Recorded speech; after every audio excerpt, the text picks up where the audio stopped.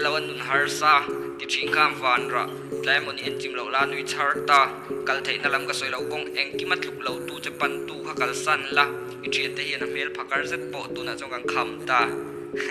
kan kham ta zeb la chong ka ngai che lima ka nui lai te ril ruwa ka pai rang I sun hu te su ti ni liam chang ka chu tring ka thilungi tang ka tiang nge la put ni lung lam ka vai zau chung lam ka tem chok bum mang ka thang thau lo kir mala rem lo ka thin lung I hlia ma mol la vin bi dau fo kum kwa ta mi tiam khak wa ko man ai pon na tlau la de lo bo ka tlei to liam nu bo ka lim thau nang ai ka tu tar di a fel zo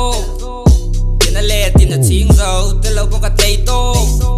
liam nu bo ka lim thau nang ai ka tu tar di a fel zo tin a le tin a ching zau ching zau ching zau ching zau ching zau ching zau ching zau ching zau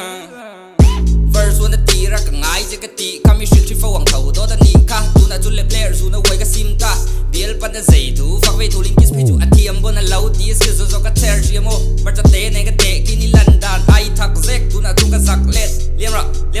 hey na lam ka ta ni niam ta de lo bo ka tlei to liam nu bo ka lim thau nang ai ka tu thar di a fel zo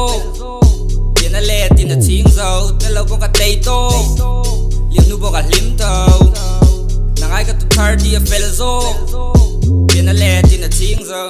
ching zo ching zo ching zo ching zo ching zo ching zo ching zo mi ngai thim chan nan ste da se thei pa to pin chan I lai lem chan ka ban san la chu ti lo